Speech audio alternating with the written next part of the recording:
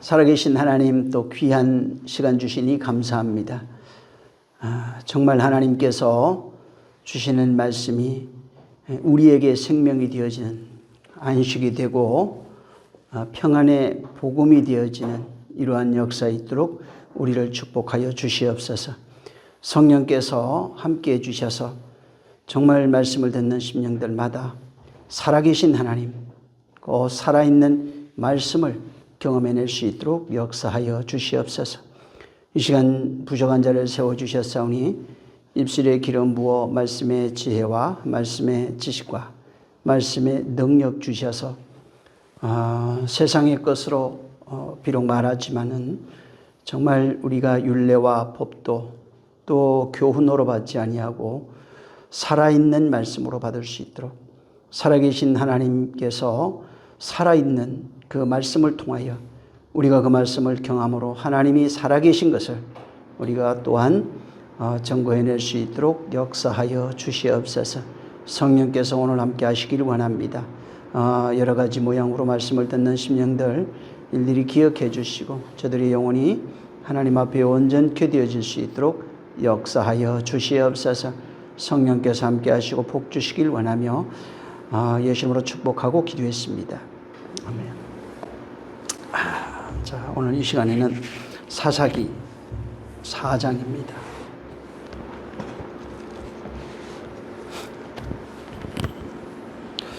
어, 1절부터 24절에 있는 내용을 그냥 한번 다 읽겠습니다. 좀 길지만은 그래도 이 내용을 이해하기 위해서 한번 읽겠습니다. 자, 시작. 에웃의 죽은 후에 이스라엘 자손이 또 여호와의 목전에 악을 행하매 여호와께서 하솔에 도읍한 가나안 왕 야빈의 손에 그들을 파셨는데 그 군대 장관은 이방 하로셋에 거하는 시스라요. 야빈 왕은 철병거 900승이 있어서 20년 동안 이스라엘 자손을 심히 학대한 고로 이스라엘 자손이 여호와께 부르짖었더라. 그때 라피돗의 아내 여선지 드보라가 이스라엘의 사사가 되었는데 그는 에브라임 산지 라마와 베델 사이 드보라의 종려나무 아래 거하였고 이스라엘 자손은 그에게 나아가 재판을 받더라. 드보라가 보내어 아비노암의 아들 바락을 납달리 게데스에서 불러다가 그에게 이르되 이스라엘 하나님 여호와께서 이같이 명하지 아니하셨느냐 이르시기를 너는 납달리 자손과 스불론 자손 1만 명을 거느리고 다볼산으로 가라. 내가 야빈의 군대 장관 시스라와 그 병거들과 그 무리를 기송강으로 이끌어 내게 이르게 하고 그를 내 손에 붙이리라 하셨느니라. 바락이 그에게 이르되 당신이 나와 함께 가면 내가 가려니와 당신이 나와 함께 가지 아니하면 나는 가지 않겠노라. 가로되 내가 반드시 너와 함께 가리라. 그러나 내가 이제 가는 일로는 영광을 얻지 못하리니 이는 여호와께서 시스라를 여인의 손에 파실 것임이니라 하고 드보라가 일어나 바락과 함께 게데스로 가니라. 바락이 스불론과 납달리를 게데스로 부르니 1만인이 그를 따라 올라가고 드보라도 그와 함께 올라가니라.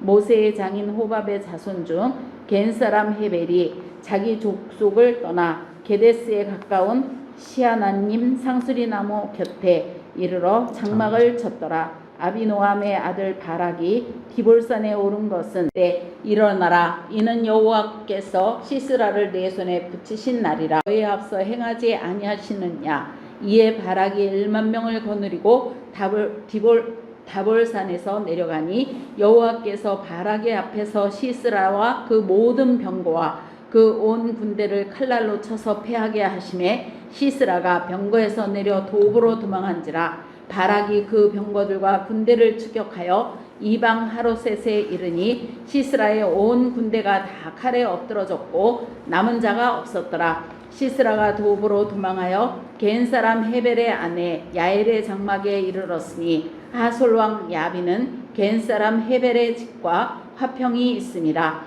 야엘이 나가 시스라를 영접하며 그에게 말하되 나의 주여 들어오소서. 내게로 들어오시고 두려워하지 마소서 하매 그 장막에 들어가니 야엘이 이불로 덮으니라. 시스라가 그에게 말하되 청하노니 내게 물을 조금 마시우라. 내가 목이 마르도다 하매 젖부대를 열어 그에게 마시우고 그를 덮으니 그가 또 가로되 장막문에 섰다가 만일 사람이 와서 내게 묻기를 여기 어떤 사람이 있느냐 하거든 너는 없다 하라 하고 그가 곤비하여 깊이 잠든지라. 헤벨의 아내 야엘이 장막 말뚝을 취하고 손에 방망이를 들고 그에게로 가만히 가서 말뚝을 그 살적에 박음에 말뚝이 꿰뚫고 땅에 박히니 시스라가 기절하여 죽으니라.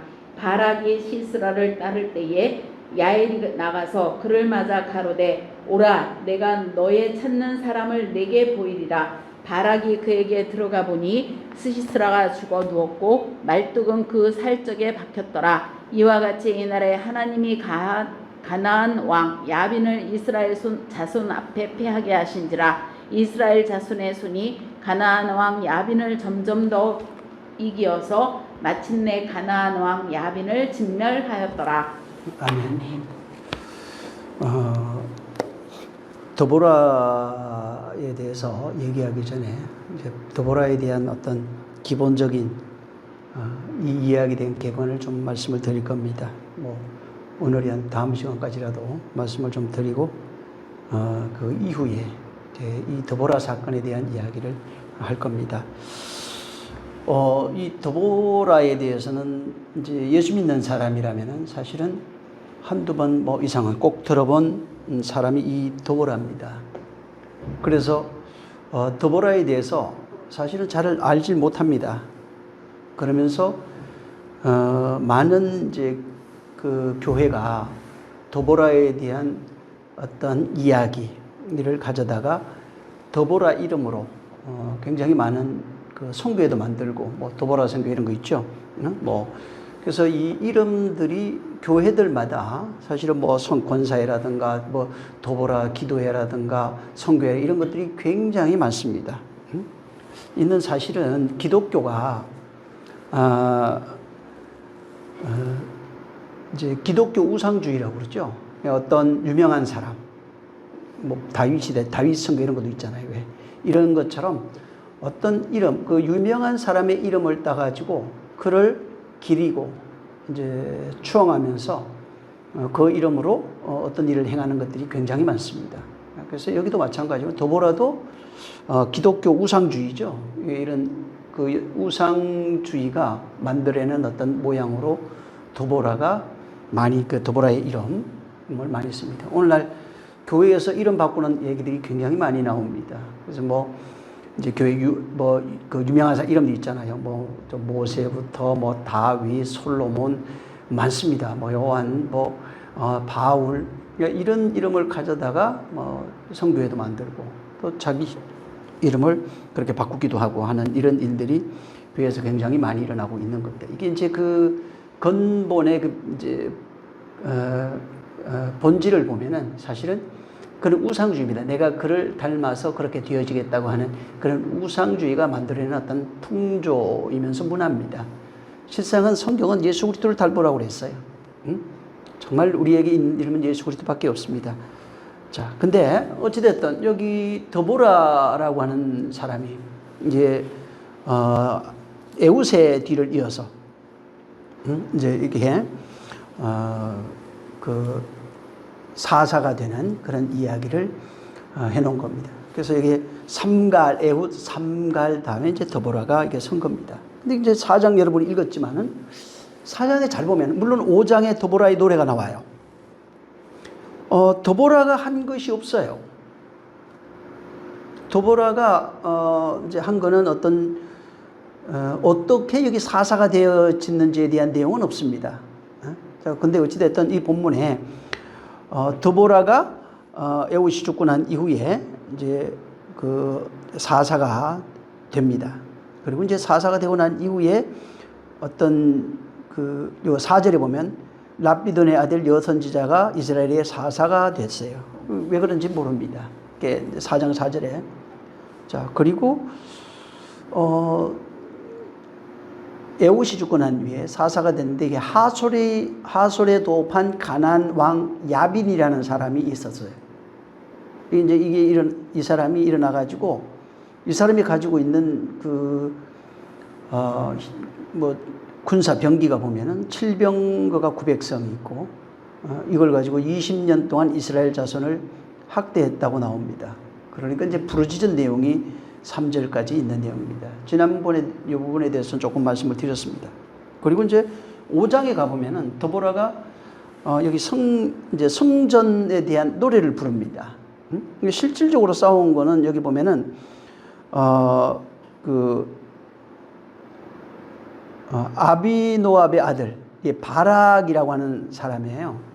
바락이 가가지고 6절에 있습니다. 가서 전쟁을 해갖고 저기 야빈의 군대 장관인 시스라입니다. 이 시스라와 전쟁을 하는 이야기가 여기 있습니다. 그리고 이제 거기 같이 올라갔다가 시스라를 죽인 사람도 보면은 누구냐면은 호밥의 자손 겐 사람 헤벨입니다.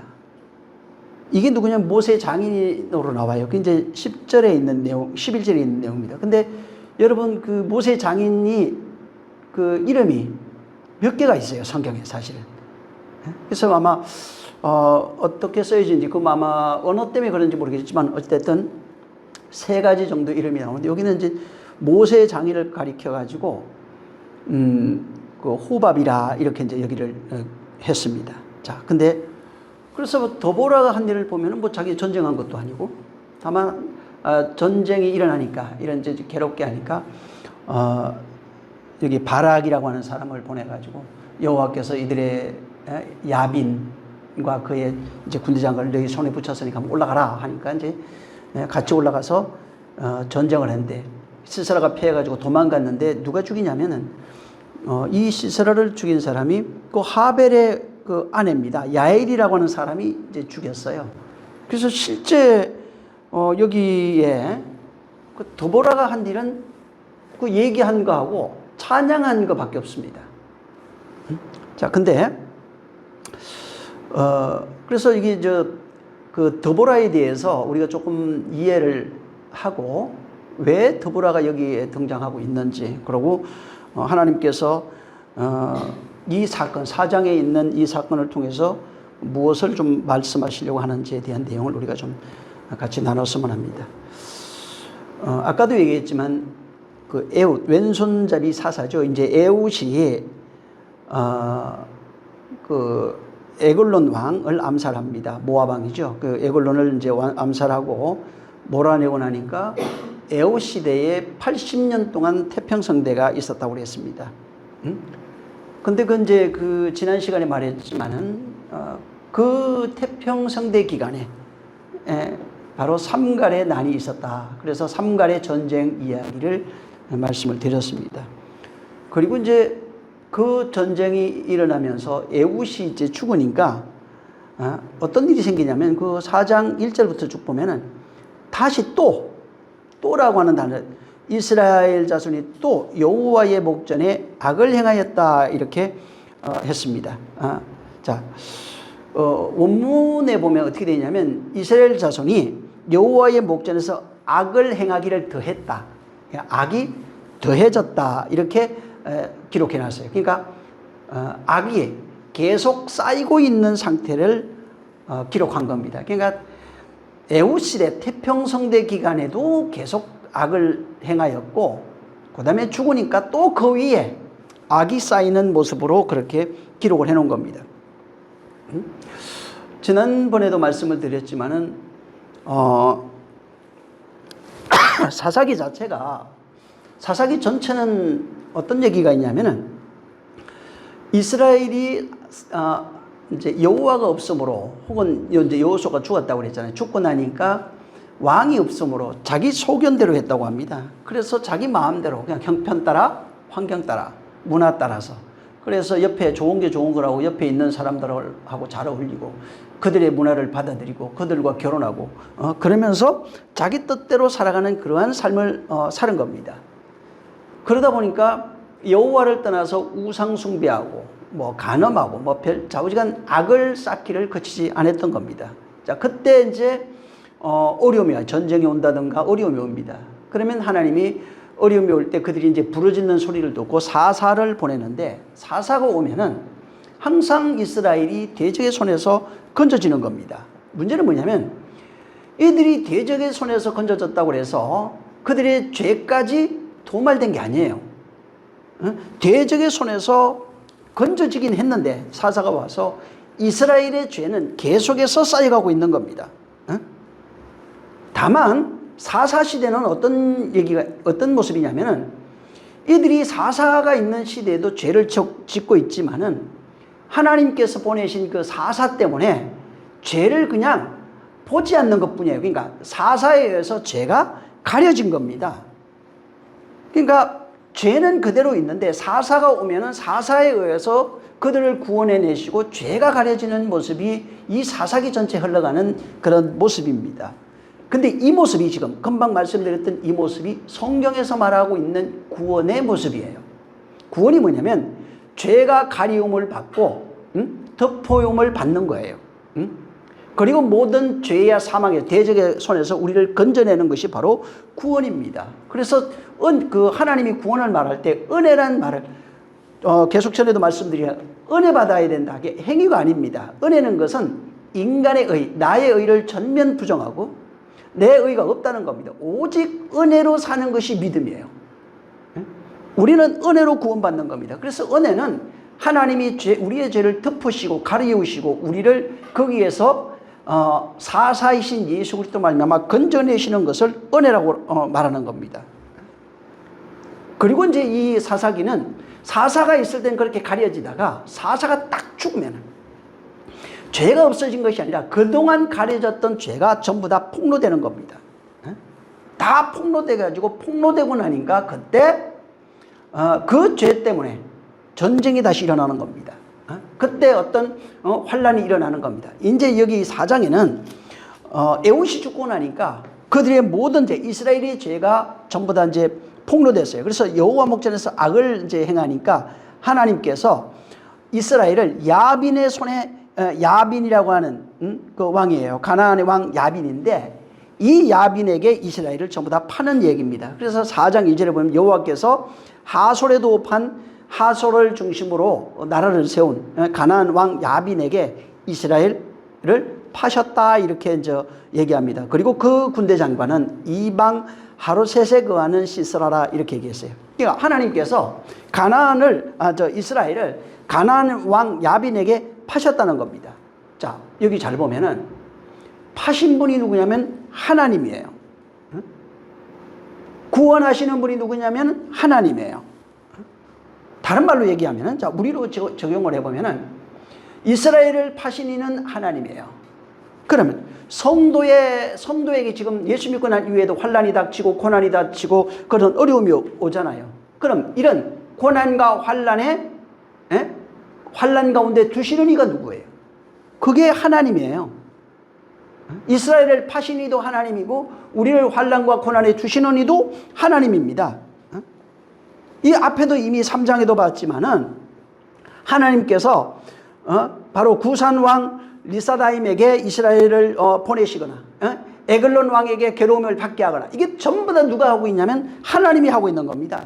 그래서 하나님이 그들이 죄악이 드러나니까 바로 이 구산왕 리사다임이나 에글론이나 야빈에게 그들을 팔아버리는 겁니다. 그들에게 보내시는 겁니다. 그리고 거기에서 여기는 앞전에는 20년 동안 80년 이런 게 있잖아요. 거기에서 고통당하니까 그 괴로움이 더하니까 하나님께서 그들에게 부르짖으면은 하나님이 그들에게 사사를 보내셔가지고 그들을 건져내시는 겁니다. 쉽게 말하면은 오늘날로 얘기하면 병 주고 약 주고 하신 거예요. 하나님이 그들을 보내시고 하나님이 그들이 부르짖으면 다시 건져내시는 겁니다. 여기에 구원의 어떤 메시지가 여기에 담겨 있는 겁니다. 자, 이 사사기 4장 2절에 하나님께서 그들을 파셨다 하는 얘기가 있어요. 이 팔다라는 단어가 마카르라고 하는 단어입니다. 근데 이 단어는 무슨 뜻이냐면 돈을 받고 노예를 팔다 이런 뜻이 있어요. 이 마카르가 돈을 받고 노예를 팔다. 이 단어 속에 뭐가 있냐면은 하나님께서 우리를 어떻게 구속해 내시는지에 대한 내용이 들어있는 겁니다. 하나님께서 돈을 받고 파시는 겁니다. 다른 말로 얘기하면 돈을 주고 사고 팔고 하는 거예요. 주인이 그것을 팔고 그 산 사람이 그것을 사서 주인이 되는 겁니다. 이게 구속이에요. 그래서 판다는 것은 주인이 그것의 주인이라는 얘기예요. 산다는 것은 그것에 또한 주인이 된다는 겁니다. 그래서 이 사고 팔고라고 하는 이 단어가 마카르, 여기는 이제 마카르인데 노예를 사고 판다 이건데, 여기에 하나님께서 어떻게 우리를 구속하시는지에 대한 은혜의 내용, 사고 팔고를 통해서 우리에게 말하고 있는 겁니다. 여기 지금 본문에 보면은 하나님께서 이스라엘을, 당신의 백성을 어디에 팔았어요? 악의 세력에게 팔았어요.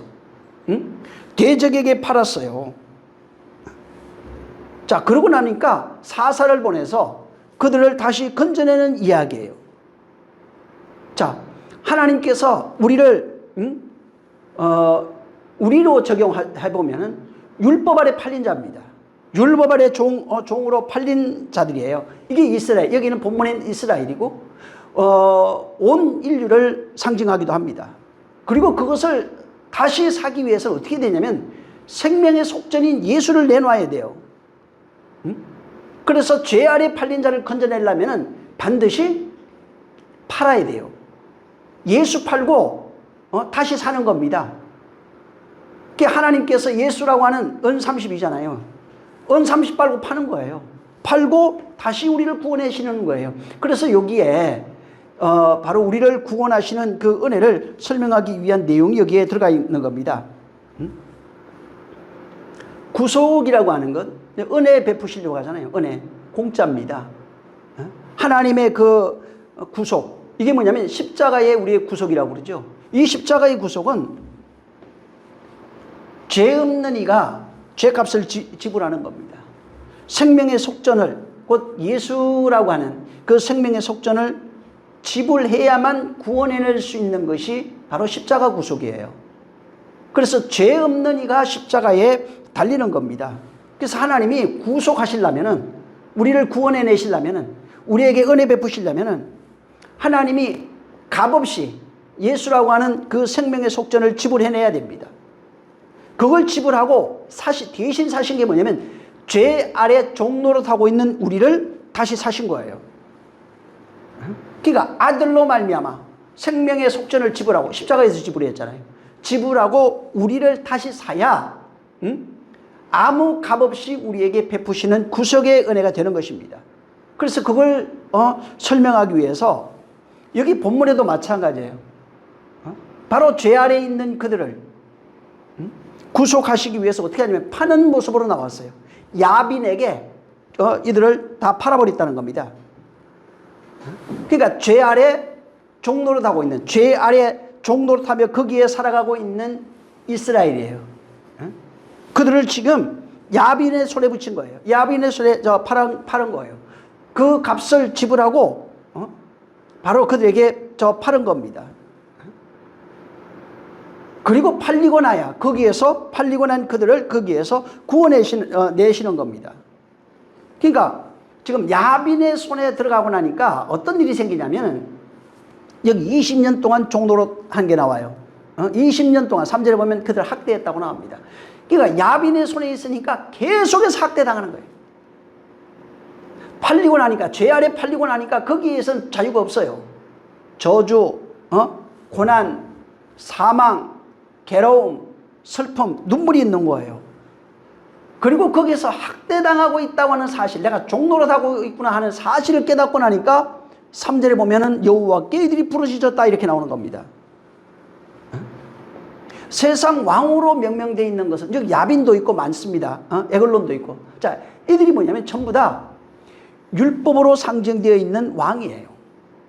율법의 종노릇하고 있는 왕이에요. 근데 좀 더 들어가 보면은 율법의 왕으로 살고 있는 이는 우리 옛사람입니다. 우리 자신이에요. 세상 왕, 바로 사망의 왕노릇 한다고 그랬잖아요. 뭘 가지고 왕노릇해요? 율법을 가지고 왕노릇하는 겁니다. 그래서 거기에 세상 왕, 율법에 속해서 거기에 사망에 팔려가지고 지금 학대당하고 있는 겁니다. 죄 아래 학대당하고 있어요. 사망으로 지금 학대당하고 있는 겁니다. 거기에서 내가 학대당하고 있구나, 내가 괴롭구나, 슬프구나, 이 사실을 아니까 하나님께 이제 부르짖는 겁니다. 성도도 마찬가지예요. 내가 지금 율법 아래에서 종노릇하고 있다고 하는 사실, 사망이 왕노릇하는데 거기에 매여서 종노릇하고 있다고 하는 사실을 내가 깨달아야 돼요. 그 율법을 가지고 심판하는 자가 누구예요? 옛사람이에요. 마귀고 사단이에요, 그게.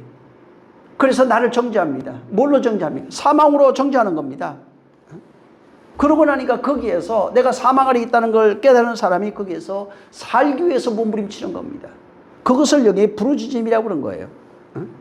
부르짖으면은 하나님께서 그에게 아무 값 없이, 그래서 대가 없이, 그걸 은혜라고 그러는 거예요. 은혜, 바로 하나님이 아무 대가 없이 그들을 구속하시는데 어떻게 하냐면 사사를 보내서 구원해 내신다는 겁니다.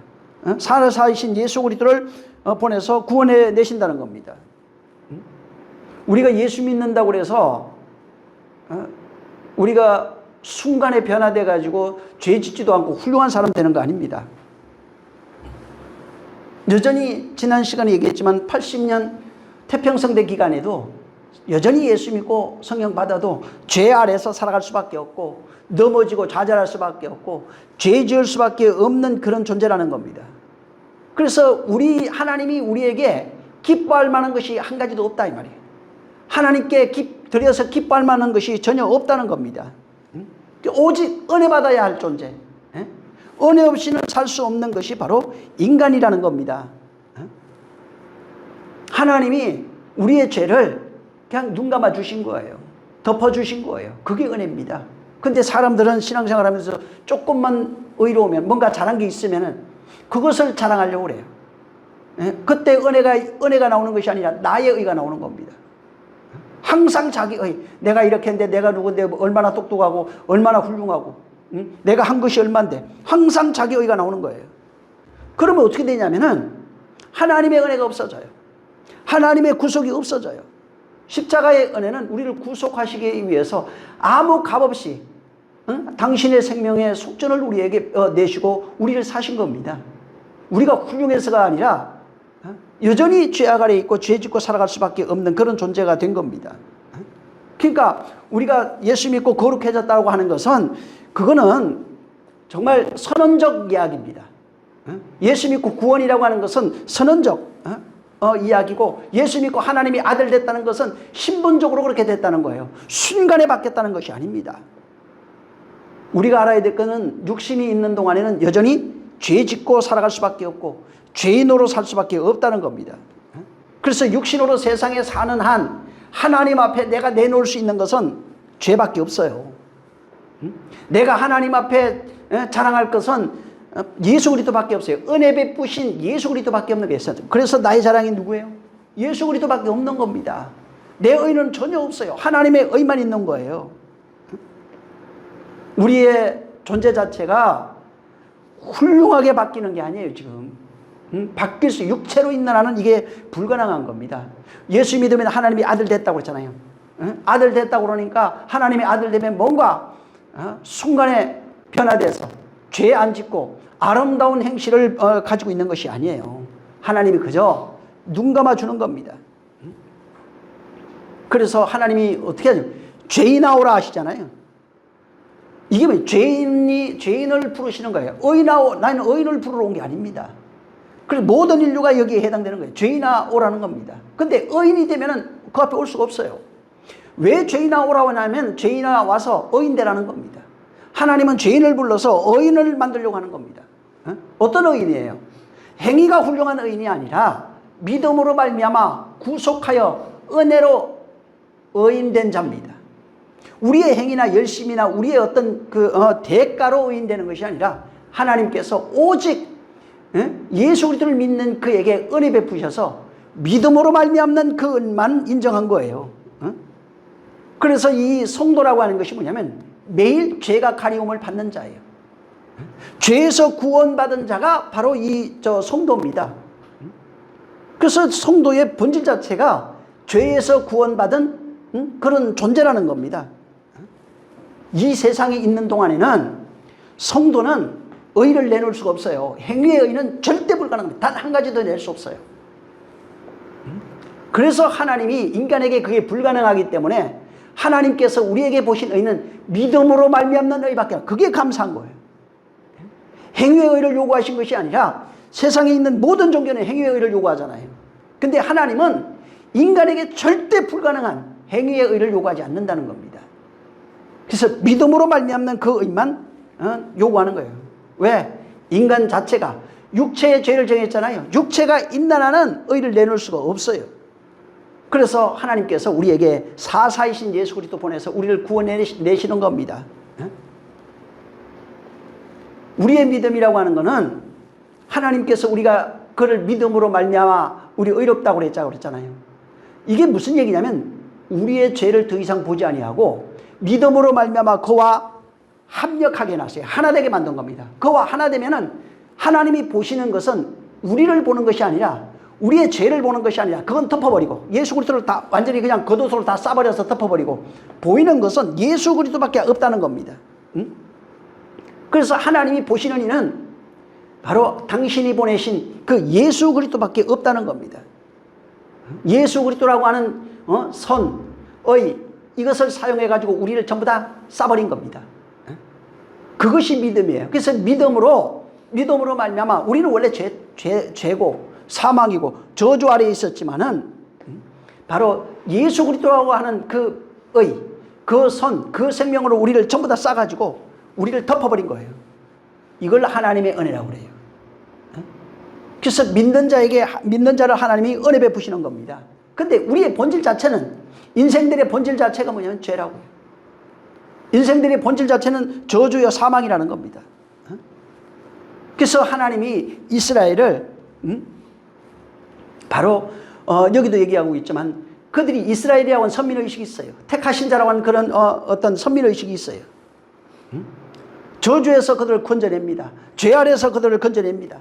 건져내도 인간 자체가 뭐냐면 그의 본질 자체가 죄라고요. 그러니까 여전히 죄 짓고 여전히 범죄하고 여전히 타락하고 여전히 하나님을 대적하는 존재로 사는 겁니다. 그래서 이러한 모습, 그렇게 살고 있는 것이 죄라고 하는 사실을 전혀 깨닫지 못하고 있는 거예요. 이걸 드러내기 위해서 하나님께서 그들을 야빈이라고 하는 손을 빌어가지고 학대하는 겁니다. 오늘날로 얘기하면 세상이에요. 물질도 될 수 있고 사람도 될 수 있고 세상도 되고 모든 그런 걸 건강 문제도 될 수 있고 질병이나 여러 가지 이런 문제가 되겠죠. 이런 걸 보내서 거기에 팔아가지고 그들을 학대하는 겁니다. 그래서 성경 잘 보면은 이 사사기에는 이스라엘이 의로운 행위가 없습니다. 그게 우리라고 그랬잖아요. 이스라엘이 우리입니다. 계속해서 죄가 더해져요. 계속해서 죄가 더 쌓여가고 있는 그런 모습으로 전개되고 있는 겁니다. 그러고 나면은 하나님이 그들을 대적의 손에 붙여요. 주변에 있는 그런 사람들 강성케 해가지고 키웠다고 그랬잖아요. 블레셋을 다 키운 거예요. 그 10지파를 다 멸하지 아니하고 그냥 내둔 겁니다. 그리고 그들로 말미암아 그들을 전쟁을 일으키든지 그들에게 팔아가지고 그들을 괴롭히는 겁니다. 학대하는 겁니다. 누가? 하나님이. 하나님이 그래서 그들을 학대하면서 죄 아래 사망 아래에 있다고 하는 사실을 스스로 깨닫게 하는 겁니다. 저주 아래 하나님 떠나서 살고 있다는 그것을 깨닫게 하는 겁니다.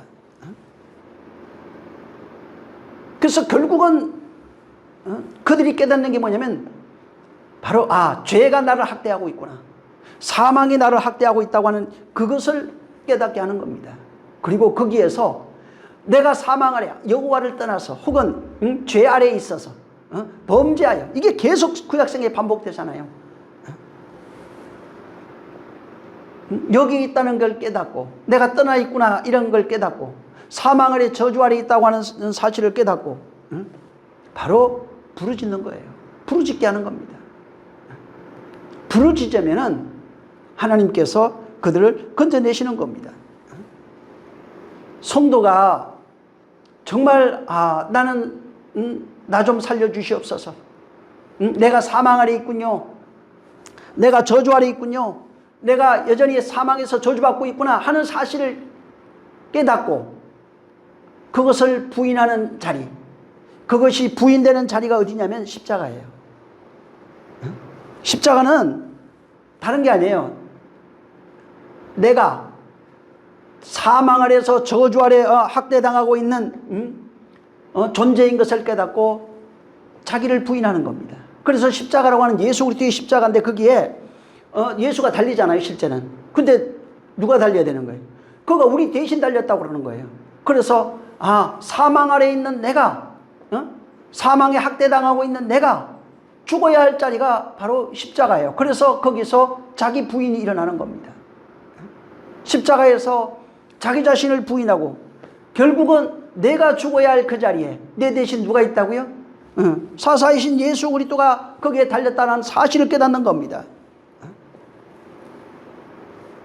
그래서 이 사사기도 계속해서 사사를 통해서 대신이에요. 대신 구속하시는 이가 누구냐면 사사예요. 건져내시는 이가 누구냐면 사사예요.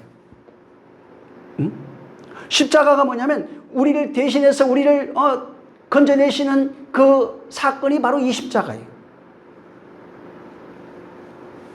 인류의 역사라고 하는 것 자체가 바로 이렇게 우리를 건져내시는 사건으로 이렇게 기록되어 있는 것이 인류의 역사입니다. 그 역사 중에 이스라엘이라고 하는 그 사람들을 택해가지고 그 사람들을 통해서 하나님의 역사가 어떻게 펼쳐지고 있는지를 자세하게 보여준 것이고, 그 이스라엘 역사가 많겠죠. 그 많은 것 중에 뽑아가지고 이스라엘 역사가 펼쳐진 내용들을 모델로 해가지고 그것을 뽑아서 성경에다 집어넣고 여기에서 성경을 통해서 더 자세하게 보여지도록 하나님이 어떻게 이스라엘을 건져내시는지, 죄악으로 살고 있는 그들을 어떻게 구원해내시는지를 이 성경 속에다가 기록해 놓은 겁니다. 여기는 훌륭한 사람을 어떻게 복받는 얘기가 아니에요. 인간은 훌륭한 사람이 없어요. 인류는 전부 다 아담이고 죄 아래, 사망 아래 있다는 겁니다. 그래서 그들을 어떻게 건져내시는지에 대한 이야기가 바로 이 성경이에요. 성경 창세기 보죠? 창세기가 창조 이야기 맞습니다. 없는 게 아닙니다. 근데 그 이야기를 통해서 예수 그리스도를 설명하고 있어요. 요한복음 5장 39절 40절에 예수님이 이 성경, 모든 선지자, 성경, 또 선지자의 마지막이 요한까지라고 그랬잖아요. 율법과 선지자가 나에 대한 얘기예요. 창세기가 나에 대한 얘기예요. 출애굽기 전부 다 나에 대한 얘기고, 그 다음에 말라기 다 나에 대한 얘기고, 다 그런 거예요. 예수 그리스도에 대한 이야기를 해놓은 겁니다. 근데 여기에 그 이야기 속에 예수 그리스도, 구약 성경이 예수 그리스도를 이야기하잖아요. 자, 성경 전체가 이 만물 속에 하나님이 심성이 담겨 있어요. 만물은 예수 그리스도를 얘기를 하는 거예요. 근데 그 속에 뭐가 있냐면은 우리가 들어가 있어요. 이것을 창세기 언약이라고 합니다. 자, 이거 한번 보세요. 에베소서 1장을 한번 보세요.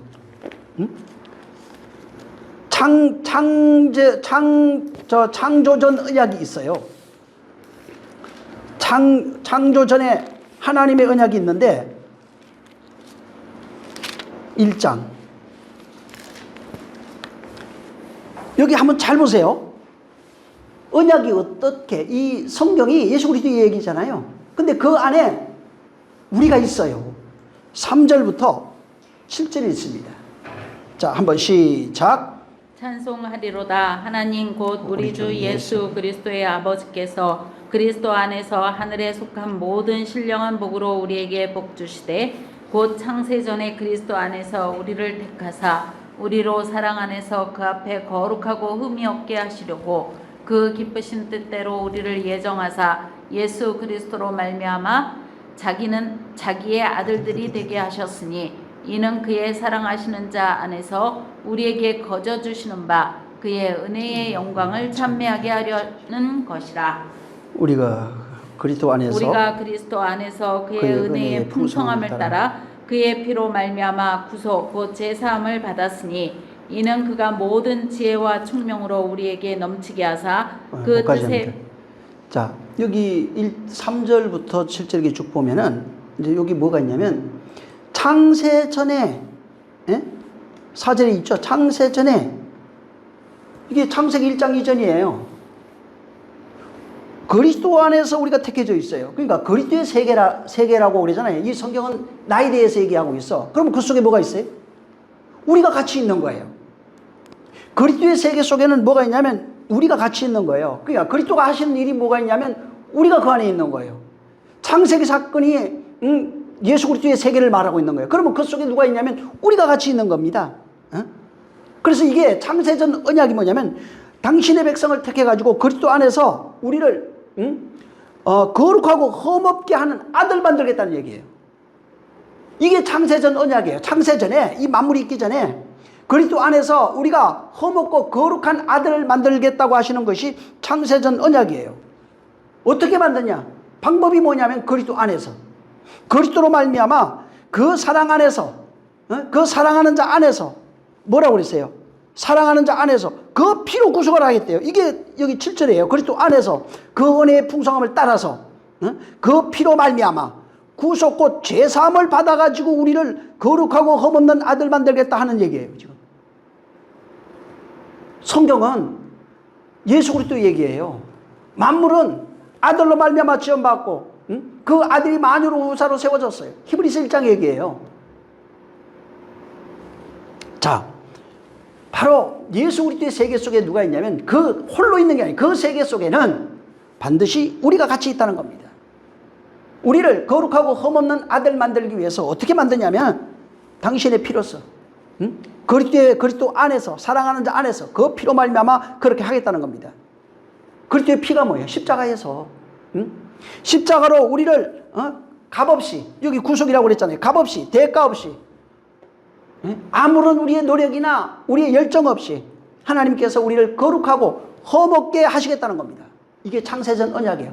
예수 그리스도 안에서 그 피로, 그의 피로 십자가에서 우리를 거룩하고 흠없는 아들 만들겠다는 겁니다. 이걸 위해서 뭘 했대요? 만물을 창조했대요.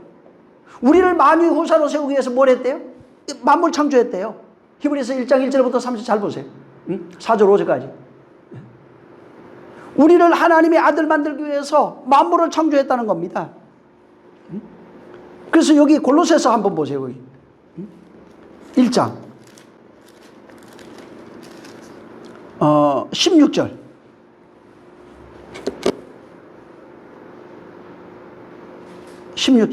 시작.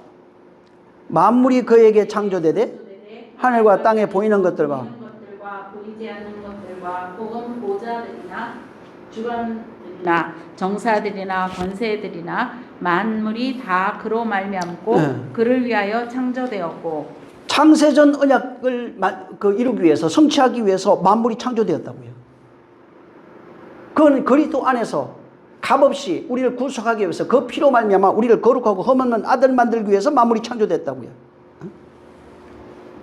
다른 말로 얘기하면은 이 세계, 그 세계 역사 있죠. 인류의 역사라고 그러죠. 인류의 역사 자체가 뭘 얘기를 하냐면 그냥 예수 그리스도의 십자가로 모인다는 겁니다.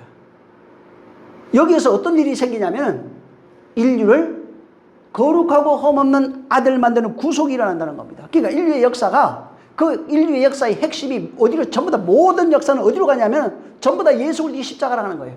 거기에서 값없이 그 피로 말미암아 우리를 구속하셔서 하나님의 아들 만드는 사건이 거기에서 완료되는 겁니다. 그럼 인류의 역사가 뭐냐면 전부 다 예수 그리스도에 대한 예수 그리스도의 십자가, 구속을 위한 구속을 설명하는 도구고, 그 구속이 펼쳐져 있는 그런 사건들이에요. 그러니까 인류 역사 자체가 전부 다 깔때기 같은 거예요. 모든 인류의 역사, 뭐 창조부터 시작해서 모든 족속들, 민족들, 사건들, 모든 역사, 인류의 역사는 뭐 무슨 뭐 중동사도 있고 뭐 아시아 뭐 많잖아요. 민족, 어느 나라 민족사도 있고. 근데 이게 그런 모든 것들이 그냥 우리는 따로따로 보는데 하나님은 뭐냐면 그게 바로 하나님께서 우리를 구속하시는, 구속을 위한 도구라고요. 우리를 하나님의 아들 만드는 도구라고요. 어디에서 만드냐면 십자가에서 만드는 겁니다. 그래서 그냥 쉽게 말하면 하나님이 설계도 만든 거예요. 어떤 설계도냐면 우리를 아들 만드는 설계도인데 어떻게 아들 만드냐면 예수 그리스도 안에서 아들 만들어요. 방법이 십자가에서 그 피로 말미암아 우리를 구속하시는 겁니다. 그래서 이 대본을 만들어 놓고 그 대본대로 하늘 창조한 거예요. 천지 창조한 겁니다. 그리고 거기에 많은 사람들이 번성하게 해놓은 거예요. 번성해가지고 그 모든 것들이 주제가 있잖아요. 예수 그리스도라고 하는 주제를 가지고 거기에 결론도 예수 그리스도의 십자가로 전부 다 완성되는 겁니다. 인류의 역사가 그냥 한편에 하나님의 아들 만드는 그냥 뭐 대하드라마 이렇게 얘기할 수도 있겠네요. 장편 그냥 영화예요. 어떤 영화냐면 우리를 예수 그리스도 안에서 하나님의 아들 만든다고 하는 그겁니다. 그래서 이 창세기 언약 자체를 그냥 한마디로 쭉 얘기를 한다면 창세기 언약은 십자가에서 전부 다 완료되는 겁니다. 십자가에서 우리를 거룩하고 흠없는 아들 만드는 이야기로 전부 다 완성되는 겁니다. 그러니까 창조한 이유도 세상이 존재하는 이유도 뭐 나라나 왕이나 민족이나 할 것 없어요. 인간의 모든 역사들, 이런 모든 역사는 전부 다 십자가를 중심으로 펼쳐져 있다는 겁니다. 십자가를 중심으로, 십자가의 어떤 그림자일 뿐이에요. 그래서 이 십자가에서 아들 만드는 이것을 중심으로 해서 창조도 일어나는 것이고, 민족도 일어난 것이고, 역사도 생겨난 것이고, 전부 다 그런 겁니다. 그래서 십자가를 통해서 그림자로 비춰진 모습들이 역사들이에요, 다. 인간의 역사. 짧게 얘기하면 개인의 역사입니다. 개인의 역사 속에서 태어나서 죽을 때까지 그 역사 속에서 십자가라고 하는 그 그림자가 역사 속에 펼쳐지고 있어요. 거기에서 그걸 발견하면은 그 은혜로 말미암아 값없이 구속함을 얻어서 거룩하고 흠없는 그런 아들이 되는 겁니다. 그래서 인생의 역사, 내 인생의 역사, 길게는 뭐 우리 인류의 역사, 이런 역사 자체가 바로 십자가로 가고 있다는 겁니다. 십자가로 전부 다 완성된다는 겁니다. 그래서 인생의 역사도 십자가로 완성이 돼요. 인류의 역사도 다 십자가로 완성되는 겁니다. 뭐 개인의 역사든 할 것 없어요. 다 십자가로 완성되는 겁니다. 그래서 이 십자가로 완성되는 이 사건, 역사, 인류의 역사를 토막을 내든 아니면은 개인으로 나타나든 주연이 되든 조연이 되든 그 상관없어요. 주연은 그냥 이스라엘이라고 할 수 있어요. 조연은 그냥 이방인들이라고 할 수 있어요. 그 짧은 토막 하나, 어느 개인으로 토막을 낸다면 그 토막 속에 예를 들면 아브라함이에요. 모세의 세계예요. 다윗의 세계입니다. 이 속에 예수 그리스도의 바로 십자가가 다 펼쳐져 있다는 겁니다. 크게 그 전체 하나가 십자가고, 개인으로 하면 작은 하나가 바로 십자가고, 그 속에서 바로 펼쳐지고 있다는 겁니다. 그 세계에 펼쳐지는 핵심이 뭐냐면은 우리를 그리스도 안에서 하나님의 아들 만들겠다는 겁니다. 이게 창조전의 언약이에요. 십자가를 통해서 하나님께서 완성하시려고 하는 그 내용입니다. 그래서 이 내용을 알면은 왜 메시아가 와야 되고, 또 메시아가 오셔서 왜 십자가에 못 박혀서 죽을 수밖에 없는지 그걸 이해할 수 있는 거예요. 그걸 깨닫는 겁니다. 그래서 인류 역사라고 하는 이 역사가 무대라면 거기에서 오리라 한 이가 계속 계시되다가 그가 오셔서 말씀 육신되어 왔잖아요. 오셔서 바로 공생애를 살다가 십자가에 달려 죽는 겁니다. 죽고 난 이후에 바로 그 생명으로 새로운 생명이 태어났는데 그 생명들이 바로 성도라고 하는 존재들이에요. 그래서 이 성도는 그 성도의 그 생명의 핵심이 뭐냐면 십자가에서 흘러나온 그 생명이라고 해요. 십자가로 말미암아 바로 구원받은 그런 존재들이라는 겁니다. 그래서 그것을 구원이라고 해요. 그리스도의 생명을 받아서 하나님의 아들 된 자들을 구원받았다고 해요. 사망에서 건져냈다고 합니다. 왜? 그 존재 자체가 처음에 시작이 사망이었어요. 그 존재 자체가 죄라는 겁니다. 그래서 십자가를 통해 가지고 인류의 십자가가 딱 서고 나니까 어떤 일이 생기냐면 십자가를 통해서 그냥 딱 저 두 분류로 분류돼 버린 거예요. 뭐냐면 그 은혜에서 유기된 자들하고 은혜로 말미암아 구원받은 딱 두 개로 갈라진 겁니다. 민족이 많고 족속이 많아요 지금. 근데 하나님이 보실 때는 십자가가 딱 세워지고 난 이후에는 인류는 둘밖에 없어요. 은혜에서 유기된 자, 은혜 받아서 하나님의 아들 된 자입니다. 그래서 은혜에서 유기되고 은혜에서 아들 된 자의 모습을 십자가에서 보여줬어요. 십자가 예수님이 달렸을 때 강도 둘이 섞어버린 겁니다. 하나는 은혜에서 유기된 자가 나타났고 하나는 은혜 받은 자가 나온 거예요. 그래서 십자가 딱 서니까 두 분류로 그냥 모든 인생은 그때 두 분류로 갈려져 버려요. 예수 그리스도의 십자가 때문에 두 분류로 갈려지는 겁니다. 한 강도가 막판에 그냥 운소 좋아가지고 말 한마디 잘해가지고 구원받는다는 얘기가 아닙니다.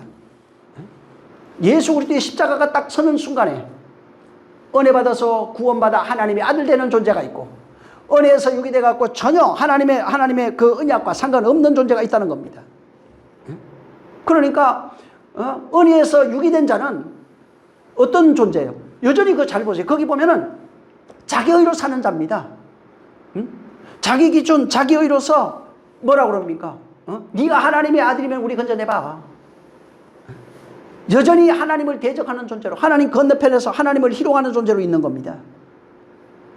그래서 십자가 딱 서면 어떻게 되면 그 앞에 무릎 꿇는 존재가 하나 나오고, 십자가 딱 서면 그 앞에 어떤 존재가 나오냐면은 하나는 그를 대적하고 희롱하는 존재가 나오는 거예요. 인류는 이렇게 둘로 딱 갈리는 겁니다. 그 앞에 무릎 꿇는 존재는 당신의 나라 임할 때 나를 좀 기억하소서 하고 그 앞에 전 예수의 죽음, 예수님 죽잖아요. 지금 죽어가는데 뭐 그 의지할 게 뭐 있어요. 저도 죽으면 나도 죽을 텐데. 근데 그 죽음에 자기 자신을 전부 다 그냥 맡겨버려요. 나도 같이 그냥 죽겠습니다 하고 나 맡겨버린다고요. 맡겨버리면 뭐라고 그래요? 너는 오늘 나와 함께 낙원에 있을 거야. 너 하나님의 아들로 나올 거야. 그렇게 얘기해 준 것이고, 거기에 자기를 안 맡겨요. 네가 죽고 내가 죽는데 네가 하나님의 아들이면 너 한번 내려가봐. 나도 내려주고. 이렇게 바로 하나님 건너편에서 여전히 신으로 왕으로 살고 있는 존재는 그분과 전혀 상관없는 존재가 되는 겁니다. 십자가는 다른 게 아닙니다. 그분이 우리를 구원하는 도구예요. 구속하는 도구입니다. 모형으로 해놓은 겁니다. 거기서 그의 피로 말미암아 우리를 구속하시는 그 내용을 얘기해 놓은 겁니다. 근데 거기에는 또 하나가 있어요. 뭐가 있냐면 죄 없는 이가 거기 달리는 것이지만 우리의 죄를 까발리는 겁니다. 죄는 반드시 죽어야 되고 반드시 달려야 된다는 얘기를 하는 겁니다. 그래서 거기에는 인간의 죽음과 하나님의 은혜가 공존하고 있는 겁니다. 인간의 죄가 까발려져서 죽는 모습으로 나타난 게 십자가예요. 그래서 인간의 죄가 완전히 까발려지고 그걸 덮으시는 하나님의 은혜가 십자가를 통해서 나타난 겁니다. 근데 거기에서 한 사람은 자기의 죄를 보고 자기의 우리를 구속하시는 그분에게 자기를 맡긴 사람이 있고, 거기에서 자기의 죄를 보지 못하고 여전히 그를 하나님의 은혜를 부정하는 사람이 있었던 거예요. 그래서 십자가를 통해서 완전히 인류가 두 분류로 갈려버리는 겁니다. 그러니까 여전히 내가 죄 아래 있다는 걸 몰라요. 사망 아래 있는 걸 몰라요. 제가 왜 죽는지 전혀 알지 못해요. 저는 자기 죄 아래 죽는 것 뿐이에요. 네가 진짜 하나님의 아들이면 너 한번 해봐. 근데 거기에서 바로 자기 죄를 발견한 사람은 자기를 맡길 수 있어요. 그런 자를 하나님이 구원해 내시는 겁니다. 바로 하나님이 우리를 구원하시는 이것은 다른 게 아니에요. 하나님이 어둠에 있는 우리를 구원해내겠다는 겁니다. 사망 아래 있는 우리를 구원해내겠다는 겁니다. 저주 아래 있는 우리를 그분이 구원하겠다는 겁니다. 죄 아래 있는 우리를 구원하는 모습이 십자가라고 그랬잖아요. 이게 가장 먼저 나타난 것이 창세기예요. 창세기에는 그냥 그림으로 이렇게 그려놨어요. 하나님이 어떻게 우리를 구원해내시는지. 하나님이 신이 창세기 1장 2절에 보면은 흑암, 어둠, 공허 가운데 있는 우리입니다. 우리의 상태가 그 상태라고요. 근데 하나님은 그 안에 들어올 수가 없어요. 들어오지 못하고 어디에 있냐면 하나님의 신인 수면에 운행하고 있는 겁니다. 자, 이 상태라고요. 처음의 상태가 이렇다는 거예요. 근데 여기에 하나님의 신이 빛으로 임한 사건이 첫째 날이에요. 하나님의 신이 그 안에 들어오신 겁니다. 들어오니까 어떻게 되면 빛이 어둠에 비치니까 공허와 혼돈 속에 있는 우리, 무질서 속에 있는 우리에게 그 빛이 비치니까 바로 어둠이 갈라져요. 빛과 어둠으로 갈라지는 겁니다. 그리고 그 안에 물들이 아랫물 윗물로 갈라지는 겁니다. 이렇게 빛이 들어와서 갈라지는 것, 빛이 들어와서 우리를 구별해내는 것을 거룩이라고 합니다. 하나님이 계속해서 우리를 구별해내요. 어떤 자를?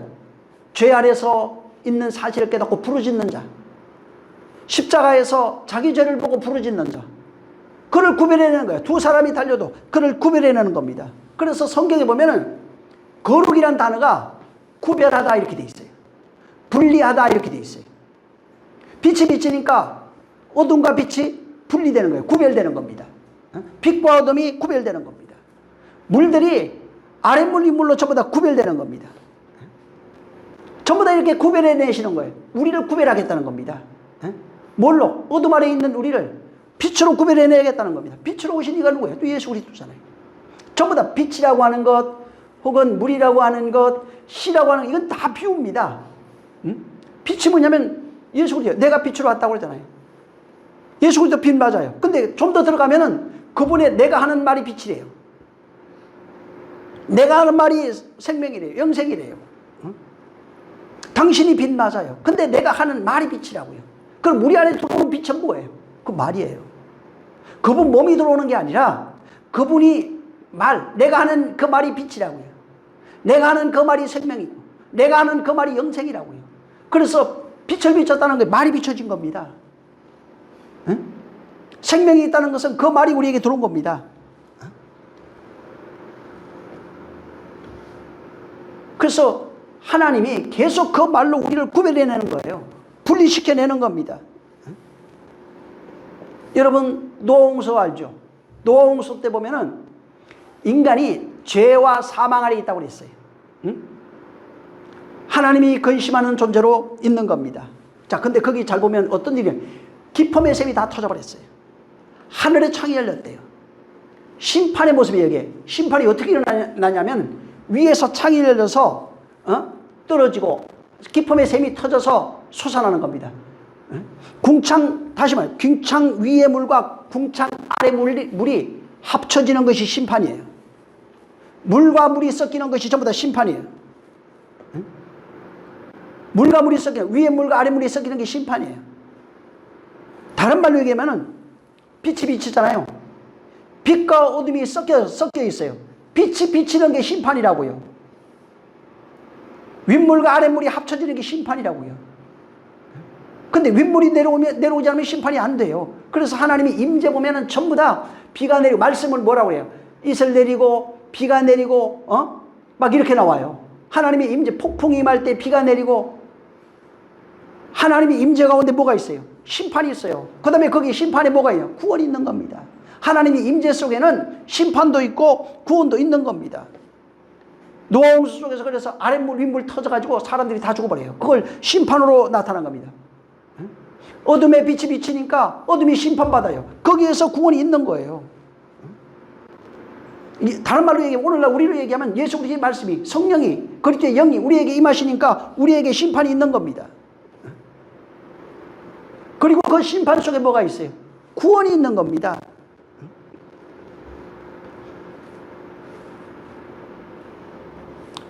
반드시 분리되는 겁니다. 그 말씀에 의해서 심판이 일어나고 혼돈 속에서 우리를 건져내는 겁니다. 근데 어둠만 있으면 무슨 심판이 있어요? 그냥 그 어둠 자체인데. 윗물이 쏟아지고 아랫물 터져버리는 겁니다. 어둠에서 빛이 비쳐서 심판이 일어나는 겁니다. 전부 다 그런 식이에요. 그래서 심판 저주가 있지만은 거기에서 뭐가 있냐면 생명이 나와요. 그래서 성경에 보면은 이제 신명기 22장 이제 9절부터 11절에 보면은 어떤 얘기가 있냐면 옷을 이제 만드는데 그 옷이에요. 그 이제 율법에 정해놨어요. 옷은 두 가지 재료로 만들면 안 돼요.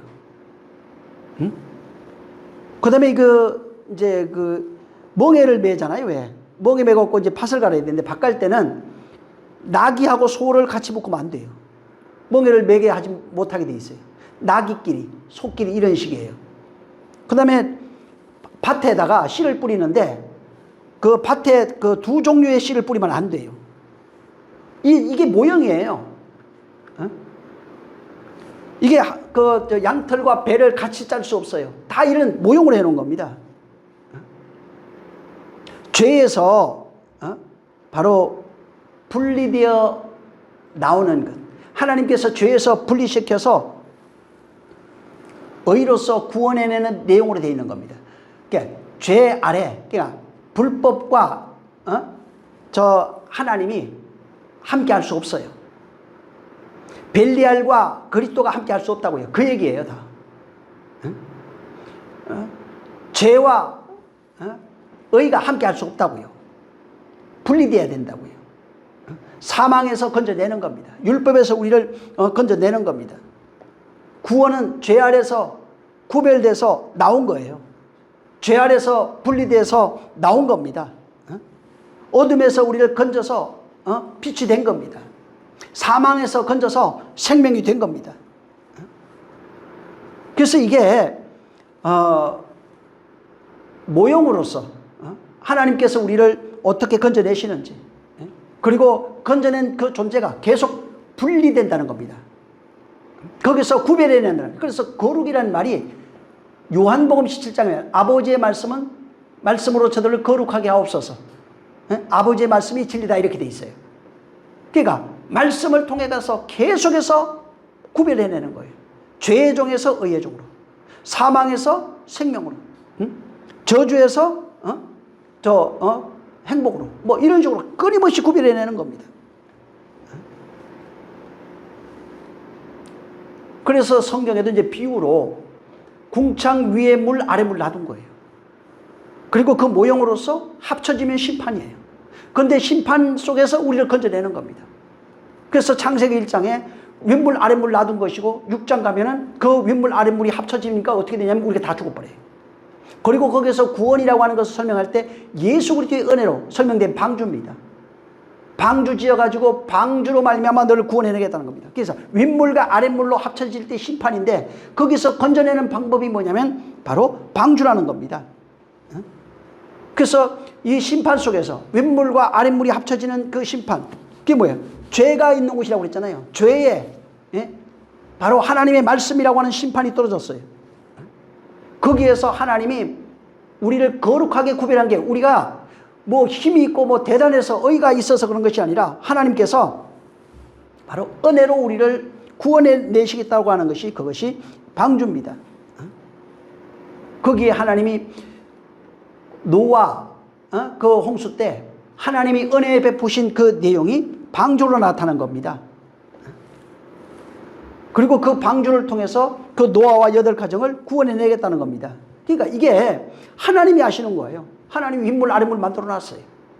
그리고 그 물 합치신 이도 누구냐면 하나님이에요. 인간은 죄 아래 살아갈 수밖에 없는 그런 존재예요. 그리고 방주를 예비하신 이도 누구냐면 하나님이에요. 그게 하나님의 프로젝트대로 하나님이 계획하신 대로 거기에서 윗물과 아랫물이 나타날 때, 그 심판이 있을 때 하나님이 구원 방주 예비했잖아요. 노아 방주라고 하는 그 방주를 예비하고 거리로 들어가라는 겁니다. 그러면 너와 내 가정이 구원받는다는 겁니다. 그래서 심판 올 때 어떻게 하냐면 하나님이 예비하신 그 방주를 통해서 분리해내는 거예요. 그러니까 죄 아래 있는 자, 사망 아래 있는 자와 은혜 받은 자, 은혜에서 유기된 자, 은혜 받은 자는 노아와 노아 8가족이겠죠? 8식구잖아요. 거기서 분리해낸 겁니다. 노아가 뭔가 대단해서 뭐가 죄도 하나도 없고 정말 의인이라고 써놨으니까 우리가 볼 때 그 의인이라서, 의인이라는 말이 그 얘기가 아닙니다. 하나님의 말씀대로 그대로 행하여진 그 존재를 의인이라고 해요. 성경의 의인이라고 하는 것은 믿음으로 말미암는 것밖에 없어요. 하나님의 뜻이, 뜻에, 하나님의 말씀에, 그 언약에 구원이라고 하는 것을 베풀 때 구원에 대한 구원이 은혜로 베풀어진 거예요. 그것을 믿는 자를 바로 의롭다는 겁니다. 그래서 모든 성경에 의라고 하는 것은 하나님이 인정하는 의는 인간의 의는 없습니다. 믿음으로 말미암는 의밖에 없어요. 그래서 히브리서 11장에 보면은 계속해서 얘기하는 거예요. 노아, 뭐 아브라함 다 얘기하고 있는 거예요. 그들이 전부 다 어떻게 됐다고요?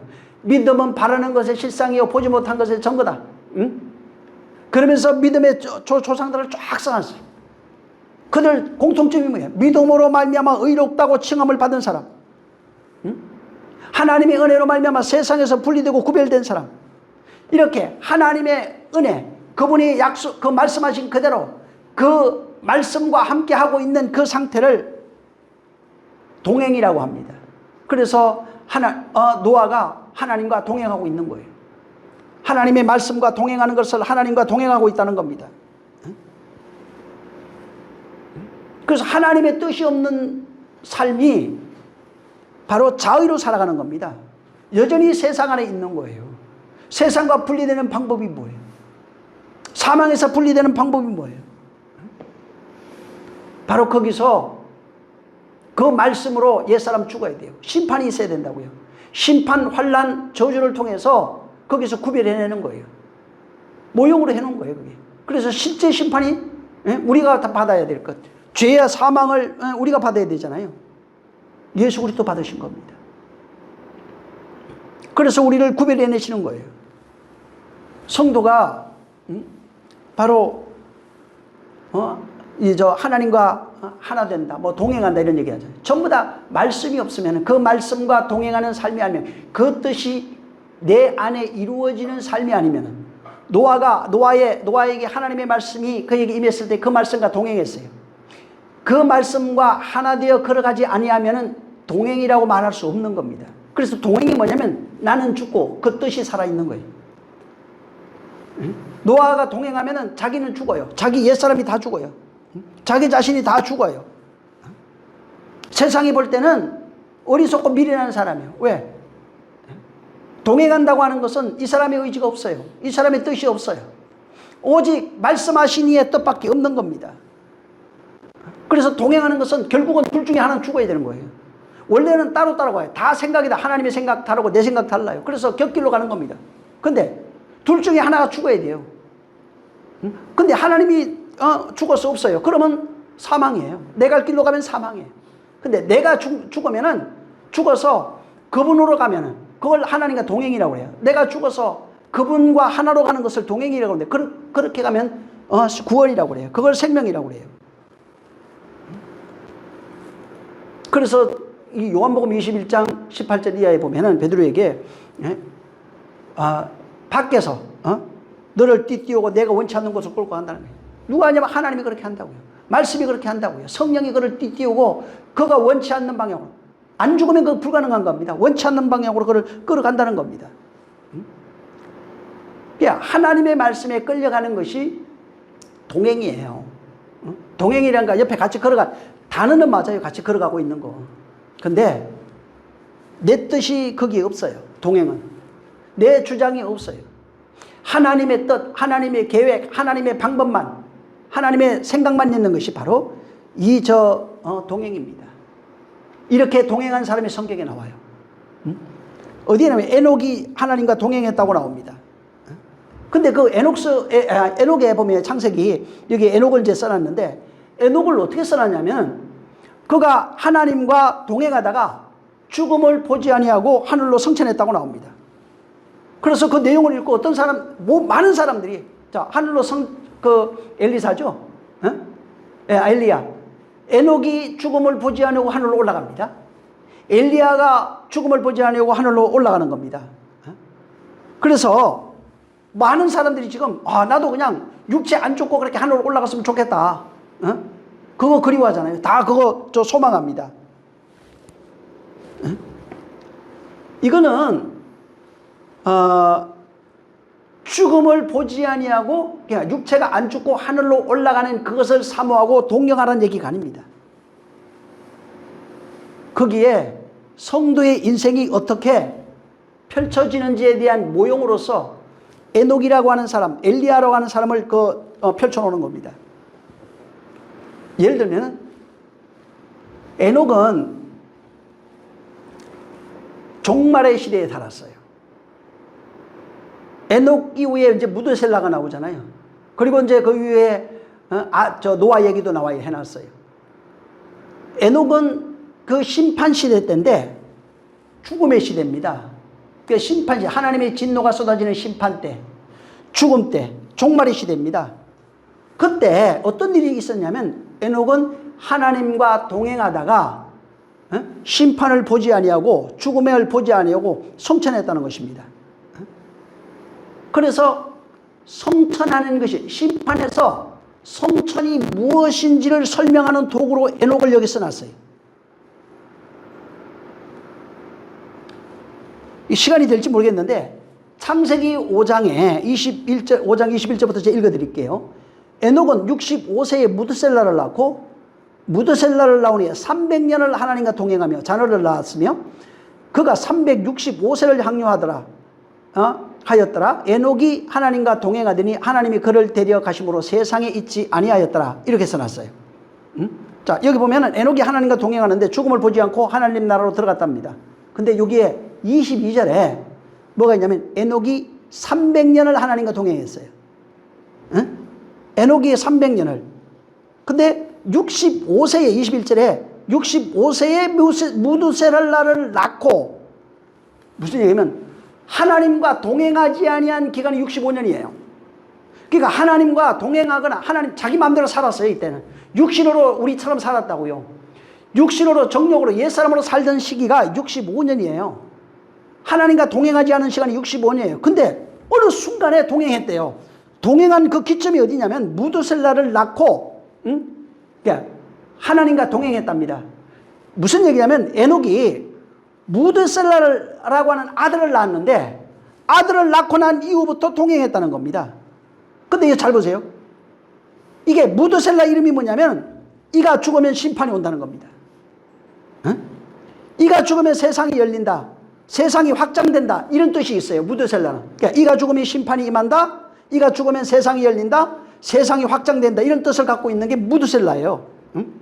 자, 에녹이 아들을 낳는데 무드셀라를 얻었어요.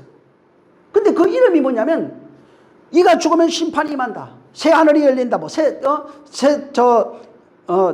세상이 열린다. 뭐 이런 의미로 되어 있는 거예요. 자, 에녹이 무드셀라를 낳고 난 이후에 깨달은 게 뭐냐면 무드셀라를 딱 낳고 깨달은 게 이가 죽으면 심판이다. 이가 죽으면은 세상이 열린다. 이거를 깨닫고 에녹을 낳고 이 사실을 깨달았어요. 그래서 깨닫고 내가 지금 내 목숨을 이 세상에 걸 수 없어요. 이제부터 이가 죽으면은 세상이 끝이에요. 이가 죽으면 세상이 심판이 오는 거예요. 그래서 자기의 인생, 자기의 목숨을 이제는 세상에 걸 수 없어요. 그리고 이제부터는 오직 하나님의 말씀에 자기를 걸 수밖에 없어요. 이렇게 이제부터 무드셀라를 낳고 무드셀라를 어떻게 계시로 받았어요? 무드셀라를 이가 죽으면 심판이 온다는 하나님의 계시로 받다고요. 그걸 깨달은 거예요. 깨닫고 난 뒤부터 이제부터 하나님 뜻대로 살리라. 이제부터 하나님의 그 계시를 알고 하나님께 나를 맡기라. 그래서 그 무드셀라를 낳는 그 시점이 자기를 부인하고 하나님과 동행하는 삶을 택한 겁니다. 그래서 하나님과 이제부터는 하나님의 뜻대로 되어지사이다. 하나님 말씀대로 되어지사이다. 라고 하는 하나님과 동행하는 그 삶을 살게 된 겁니다. 자, 예를 들면 이런 거예요. 자, 우리가 예수 믿잖아요. 예수 믿고 나면 그때부터 심판이라고 하는 걸 알아요. 이게 심판알이 있다는 사실을 알아요. 그래서 거기에 그것을 깨닫고 이제부터 이렇게 살면 안 되겠구나. 하나님 나 좀 살려주세요. 하니까 성령이 임하신 겁니다. 성령이 임하니까 이제부터는 뭐예요? 내가 사망 안에 있다고 하는 사실을 아니까 누가 죽냐면 예수가 죽어요. 저가 죽으면 심판이에요. 그가 죽으면 사망이에요. 그래서 바로 이제부터는 이렇게 살면 안 되겠구나. 하나님 나 좀 살려주세요 하니까 하나님의 성령이 오셔서 우리를 인도하는 것 똑같은 거예요. 그 내용을 이 에녹에다가 적어 놓은 겁니다. 그래서 무드셀라라고 하는 아들 낳고 이가 죽으면 심판이구나. 세상에 더 이상 소망 없구나. 이게 세상에는 사망밖에 없구나. 이제부터 하나님의 말씀과 동행해야 되겠다. 그게 뭐예요? 하나님의 말씀이 내게 이루어지는 것. 하나님의 뜻이 내게 이루어지는 것. 모든 인생은 심판받아 죽을 수밖에 없구나. 사망 아래 있구나. 저주 아래 있구나. 하나님의 심판을 피할 수 없구나 하는 사실을 알고 하나님 나 좀 살려주세요 하는 은혜를 붙드는 게 에녹이에요. 하나님이 나를 좀 구원해 주세요 하는 게 에녹이에요. 그래서 이렇게 하나님이 나를 살려주세요 해서 하나님의 말씀과 동행한 사람이 바로 이 에녹이라고요. 그래서 언제부터? 무드셀라 낳고부터 그때부터 하나님 나 좀 살려주세요. 와, 심판이 오는구나. 저주구나 이게. 우리 사망 아래 있네. 저주 아래 있네. 심판 아래 있네. 이걸 깨달은 거예요. 그래서 하나님의 계시, 지금 아들을 통해서 아들과 함께 온 계시예요. 그러니까 무드셀라라고 하는 게 바로 계시라고요. 무드셀라를 통해서 하나님의 계시가 왔다고요. 그 계시를 통해서 나의 존재 자체를 깨달은 거예요. 사망 아래 있는 것, 저주 아래 있는 것, 심판 아래 있는 것. 그리고 그때부터 하나님께 은혜 달라고 해가지고 그 하나님의 은혜로 살아간 존재가 바로 에녹이라고요. 이것을 유다서 1장 12절부터 해가지고 16절에 써놨어요. 14절에 아담을 두고 그 새 성경을 새 번역 성경이죠. 그걸 보면은 좀 더 이렇게 리얼하게 써놨습니다. 그 12절부터 나중에 한번 보시기 바랍니다. 16절에. 14절에 보면 아담의 칠대손 에녹이 예언했다는 겁니다. 보아라, 주께서 수만 명이나 되는 거룩한 천사를 거느리고 올 것이다. 이게 그 창세기 5장 18절에 있는 얘기예요. 그 다음에 21절부터 24절. 여기 있는 내용을 써놓은 거예요, 이게. 그리고 이제 거기 보면은, 그가 오셔서, 경건치 않은 자들, 죄인들, 주님을 거스리는 자들, 이런 자들을 전부 다 심판한다는 거예요. 그가 오시면 전부 다 심판받습니다. 이런 자들을 하나님께서, 뭐 나중에 아첨하는 자까지 나와요. 그러니까 여기 보면은 아담의 7대 손이 예언했대요. 예언했는데 뭐냐면 주로 말미암아 심판과 구원이 일어나는 것에 대한 예언을 거기다 써놨어요. 아담이 뭘 예언했다고? 그러니까 예수 그리스도로 말미암아 심판과 구원이 일어나는 것을 예언한 거라고요. 어디에 있는 얘기? 아까 창세기 5장에 있는 이야기가 예수 그리스도로 말미암아 심판과 구원이 일어나는 이야기라고요. 그게. 그래서 이 에녹 이야기는 그 사람이 성천했어요.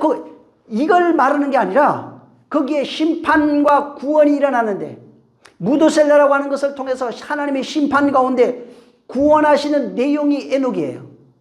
그래서 구원은 어떻게 되면 하나님과 동행하는 그 삶을 통해서 구원이라고요.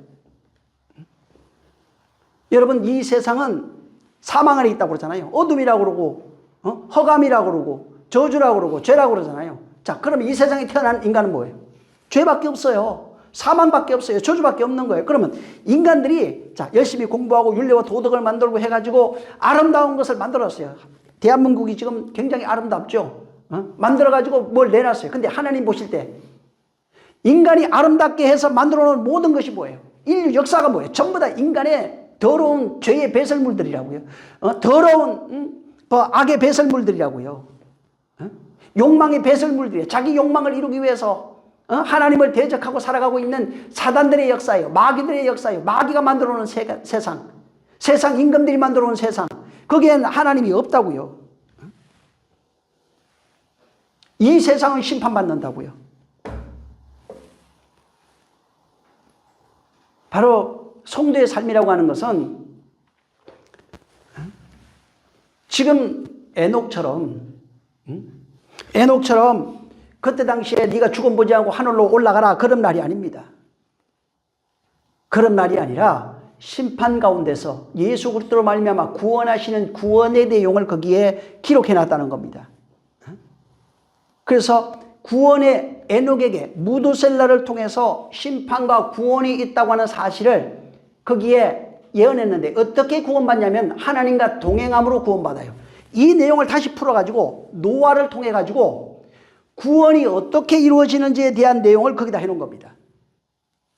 노아가 동행하는 것이 뭔지 아느냐 하고 노아의 인생을 쭉 써놨어요. 동행하는 게 뭐냐면 사람들이 미쳤다고 그래요. 아니 산 위에다가 배짓는 게 말이 됩니까? 바다도 없는데 거기다가 배짓는 게 말이 되냐고요. 근데 노아가 뭐라고 그랬어요? 아니 심판 온다. 응? 하나님의 심판이 와. 거기서 구원받으려면은 배지해야 돼. 방주 안으로 들어와라. 그 얘기했어요. 그래서 의를 증거했다고 그러잖아요. 예수 믿으라고. 응? 그거 한 겁니다. 하나님의 말씀의 언약을 믿고 배를 짓고 살아가는 삶, 그리고 그 배 안으로 들어가는 그 삶이 구원이라고요. 에녹이 우드셀라라고 하는 하나님의 계시를 듣고 하나님과 동행하는 삶을 살았어요. 동행하는 내용의 모습이 어떻게 되냐면 노아가 세상에서 우겨쌈을 당하고 저주받고 욕먹어도 하나님의 말씀대로 방주 짓는 삶이다 얘기해 놓은 겁니다. 방주 짓는 그 삶이 하나님과 동행하는 거예요. 무슨 얘기예요? 노아의 삶이 언약과 동행하는 겁니다. 에녹의 삶이 하나님의 언약과 동행하는 겁니다. 아마 그 방주 지었을 때 어딘지 모르죠. 안전대는 알 거예요. 안전대는 보면은 저 아라랏이라고 그랬으니까. 배 짓는 것은 뭐 잘 모르지만은 성경대로 그냥 유추해 보면 어떻게 되냐면은 하나님의 성전 얻어져요. 시내산에서 하나님의 말씀 거기서 짓잖아요. 뭐 시내산, 뭐 변환산상, 호렙산 이런 데 되겠죠. 거기서 하나님의 말씀을 짓는 거예요. 그러니까 지금 하나님의 말씀이 하나님의 말씀과 동행하고 있는가? 인간의 어떤 의라, 인간의 어떤 그 아름다운 모습을 요구하는 것이 아닙니다. 그걸 말하는 게 아니에요. 세상에 있는 아름다운 것, 세상에 있는 모든 것들은 심판이에요. 다. 사망 아래에 있는 거예요. 저주 아래에 있는 겁니다. 하지만 세상 미쳤다고 해도 그 말씀과 하나 되어 걸어가고 있는 그 삶이 동행이에요. 동행이 결과가 뭐예요? 구원이라고요. 동행하면 어떻게 된대요? 변화된대요. 응? 그것을 바울은 옛사람이 죽는다. 응? 옛 자입니다. 옛 왕이에요. 응? 사망 아래 있는 자들, 왕으로 살고 있는 자들이 죽는 겁니다. 십자가에 전부 다 죽는 겁니다. 그리고 죽으니까 어떻게 된다고요? 하나님이 살려낸다고요. 내가 안 죽으면 하나님이 못 살려내요. 그래서 나와 같이 죽자 해가지고 따라가서 죽는 자는 살려내는데 나와 같이 죽자 했는데 도망가는 자는 못 살려내요. 그래서 죽어야 사는 겁니다. 이게 동행이에요. 바로 우리의 인생 가운데 그분이 찾아오셔서 나와 같이 죽자는 겁니다. 이게 하나님과 동행하는 거예요. 옛사람 죽고 이제는 하나님의 말씀으로 살아나오는 존재가 되는 겁니다. 그래서 아무리 교회 와서 뭐 헌금하고 봉사하고 열심히 잘해도 바로 육체적 아름다움을 요구하는 것이 아니라 에녹처럼 하나님의 말씀이 심판 속에 구원이 있다는 사실을 알고 그 말씀이 세상에서 비난하든 욕하든 상관없어요. 동행하는 겁니다. 그러면은 옛사람 죽고 새사람 되는 거예요. 노아가 배를 질 때 방주 짓는 거라고 그랬잖아요. 우리 신앙생활이 뭐예요? 방주 짓는 거라고 그러잖아요. 예수 그리스도로 말미암아 방주 짓는 거예요. 세상이 욕하고 비난해도 상관없어요. 옛사람 죽는 말씀에 의해서 심판이 일어나 옛사람 죽고 거기에서 구원이 일어나요. 새사람으로 구원이 일어나는 내용을 우리에게 말하고 있는 겁니다. 하나님은 계속해서 이 내용, 지금 오늘 얘기했던 이 내용들이 성경 전체에 계속 올라가고 있고 지금 이 사사기에도 똑같아요. 계속 심판 속에 뭐가 있냐면 구원이 있어요. 심판을 통해서 하나님이 구원을 건져내시는 겁니다. 이 이야기로 계속 반복되고 있는 겁니다. 이 시간 같이 기도할 때 정말 하나님 나의 일생이라고 하는 역사, 인생의 역사, 내가 내놓을 수 있는 것은 죄밖에 없어요. 더러움밖에 없어요. 악밖에 없어요. 근데 하나님이 여기에서 우리를 건져내시겠다는 겁니다. 나의 인생 속에 개입해 주셔서 정말 나라고 하는 나를 옛사람입니다. 왕으로 살고 있는 나를 심판하셔서 그리스도 안에서 나를 구원해 주소서. 정말 내게 나를 구별해 줘. 계속 심판이 뭐냐면 나를 구별해내는 거예요. 저주가 뭐냐면 나를 구원해. 환난이 뭐냐면 나를 구별해내는 거예요. 뭘로? 말씀으로 우리를 거룩하게 하는 겁니다. 이와 같은 역사가 우리 가운데 있게 해달라고 한번 기도합니다. 살아계신 하나님 감사합니다. 우리의 인생 속에서 우리 하나님 역사해 주셔서 바로 심판 속에 구원이 있다고 하는 사실을 우리에게 계시하셨사오니 정말 그리스도의 말씀을 인하여 우리가 예수 그리스도 안에서 심판 속에 구원이 일어나는 그 삶을 통하여 끊임없이 하나님과 동행하는 삶을 살기에 부족함이 없도록 역사하여 주시옵소서. 하나님께서 정말 죄와 사망 아래 있는 자들이 부러지고 또 부러지질 때 하나님께서 그에게 은혜 베푸셔서 그 심판 가운데서 구원하여 하나님의 아들만 되시고 당신의 백성을 불러내시는 것을 모형으로 말씀해 주셔서 정말 진리로 하나님과 동행하는 삶, 정말 하나님의 아들로 나올 수 있는 거룩한 삶이 되어지게 도와 주시옵소서. 성령이 함께 하시길 원하며 예수 이름으로 축복하고 기도했습니다. 하늘에 계신 우리 아버지여, 이름이 거룩히 여김을 받으시오며 나라에 임하옵시며 뜻이 하늘에서 이룬 것 같이 땅에서도 이루어지리이다. 오늘날 우리에게 일용할 양식을 주옵시고 우리가 우리에게 죄진 자를 사하여 준 것 같이 우리 죄를 사하여 주옵시고 우리를 시험에 들게 하지 마옵시고 다만 악에서 구하옵소서. 나라와 권세와 영광이 아버지께 영원히 싸움나이다. 아멘. 감사하신 주여, 정말 하나님 구원이 어떠한지를 우리로 경험하게 하시고 이를 증거하게. 자, 우리 모든 영광 하나님께 드립니다. 수고 많이 하셨습니다.